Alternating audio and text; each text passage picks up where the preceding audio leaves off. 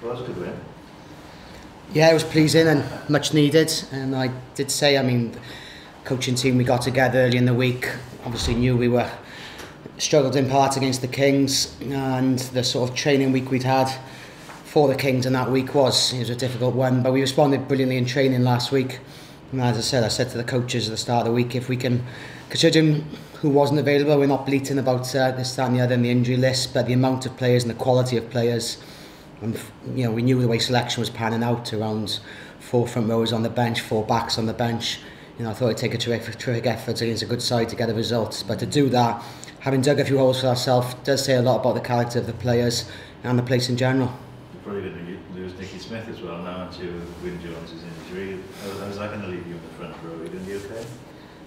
Yeah, I mean, to be fair, Rodri, as we know, has looked the part in what we tried to do recently, and Gareth Thomas is a consummate pro behind the scenes. There's things he's constantly working on to try and develop his game around the set piece and the way we're playing the game. But both got a couple of options there, which is needed, offset by probably other injuries. Hooker injury last week, and again in the game itself became difficult. Sam Paddy going off, Dimitri going off, and yet others. Ivan comes on, Mafu comes on, and we found a way which I've seen bigger, better Osprey sides do in the past. So it's nice for this group to do so as well. I was talking to Rodri before, just about switch back to Lucid.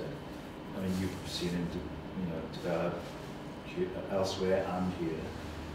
Do you now think that the path has changed and there's more a Lucid future that lies ahead for him?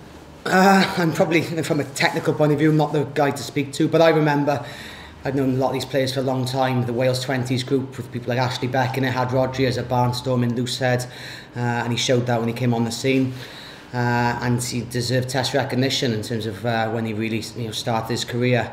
Things changed a bit, and I think some said far more proficient set piece coaches than myself saw something that he could do elsewhere. I've always seen a guy who's game line efficient and has really got a good carrying game, good around the physical close quarters, hitting rucks also, and getting a lot of work around the park. And I've always respected that, and seen a player who does his darndest to keep learning around the set piece, around different positions, and the game in general. I think he just deserves credit for what he's tried to do over the last few years, and also I can just comment on his last month. He's been brilliant to coach and really receptive to what we're trying to put on the field. We've had Sam in him as well. I asked him to sum up his season. He said a roller coaster ride. It has been a bit, in the spotlight, out of the spotlight, injured, now back, started for you at 8. He talked about the transition to 15 aside. How pleased are you with the strides he's making? He came to terms with what is essentially a very different discipline. Yes, stop-start in terms of trying to manage the calendar, and obviously where he was contracted 7s, things changed a little bit, but we've seen, and part of the agreement was just the transition to 15s is something he could do. Again, he's another good learner, and he's open-minded to things. He knows, and he's smart enough to know the different intricacies around the game, the breakdown, where he's got to adapt his physical needs accordingly. But he's doing that, but also alongside what we're trying to put on the park and the way the game is evolving. I think he could be at the forefront of what we want to do. I know there's other stuff that needs to be taken into consideration, but I think full marks to him, because it certainly wasn't easy at the Saracens game, and then obviously hugely strange autumn for them, I guess. But hopefully he can get some time in the saddle and really start to hit the groove as a 15 player. Just lastly, from looking at the table now, it's quite compact, it's quite concertinaed. Despite the fact you've been in the lower levels of it for much of the campaign, when you look up, the gap isn't insurmountable, is it, in terms of getting into the playoffs even? Certainly in terms of the European situation. Yeah, we feel we've given ourselves a reasonable degree of control in terms of putting our season back on track, albeit from a horrendous sort of position really.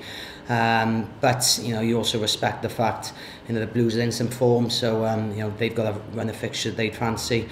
In terms of the Cheetahs, I think a 3rd place might be beyond us, the games they've got, but we're just excited about the games we've got left. Even though it becomes a bit difficult around selection and injuries, this, that and the other, it's actually just a bit of roll your sleeves up time, and everyone immersed in what we're doing, backs and forwards alike, trying to work together and be captivated by the rugby we're doing. And I think a victory in the way we did certainly helps the whole environment. It felt probably for one of the few times this year, even games we've won this year have felt a little bit, you know, dour and not the full sort of emotion of a victory. But to nil one in the last minute or so was a sense of relief, but also knowing that a loss on the weekend and the picture changed totally. Now we're back in a picture where with 5 games left, you know, we can have a real good run at it. Should have said as well, the Blues had to make 257 tackles to win out in Zebre last weekend, so I guess you know it's going to be a physical shift if you're going to come out on top as well. It is. I mean, we covered some of our attack yesterday, but Brad took the lead today in terms of the defence sort of preview for the team. You know, with those tackles, Zebre still made 555 metres, which is an extraordinary amount. You know, and in most games you win a game with that sort of number. But it does reflect some of the Blues' defensive work that we can look at, and where we improved second half. It wasn't just around the attacking game. Where we changed, there's a couple of little half-time key messages going in, attacking and defensive on the weekend. It enabled us to perhaps put a bit more pressure on Cheetahs without the ball. They then kicked slightly erratically, and then we were able to capitalise. But coming from a defensive effort that will have to be better than where we were first half against the Cheetahs, because they could have gone away with a couple more scores. But knowing it's in our capability to play against a side that's exciting to play against. I like looking at how Kana shapes. Michael Bradley's attack is really open and does ask questions, but it's the type of game that we can embrace as well. What's the injury situation like in the squad at the moment? Yeah, Guy Mercer, you know, took his hamstring last week, but you know, he epitomised the sort of effort around the group that by rights he should be coming off the field, but he soldiers on, you know, and he's, you know, been a real sort of key guy around the group and driving some positive messages. Sam Paddy came off, he's MRI today around his pec muscle, so that may well be the season. Dimitri had a little bit of irritation, but he's good to go. Beyond that, you know, backline numbers, you know, touch woods, you know, we came through that one, and there's, the note is that even though again there's a lot of players unavailable or a lot of niggles here and there, it's the last game of a 4-week block of League Rugby, and most sides will have a bit of downtime next week. You know, our thing is so really, you know, go to Italy, get the job done. You know, as we did last year, it was a tough ask, but we had a real professional job last year. Struggled first half again, but came through it really well with an efficient performance, and against a side going much better this year, admittedly, we've got to have a similar mindset. Do you expect to have any of the Six Nations boys released back, or will we not find out? I think we're finding out today, this afternoon. Clark is due a call, but I don't know at this point in time. It's a strange week, really, and I know Zebre probably will be blessed with people like Carlo Kana, George Biaggi, key players coming back. A couple of the key young back rowers made a massive difference to their game when they beat Connacht away a couple of weeks ago, compared to perhaps changes of personnel for the Blues home game. So we expect them to be bolstered. It's probably a little bit more difficult for Wales with the dynamic of it, and the sort of fallow week with a Sunday game the following week. It poses a couple of little sort of tricky things.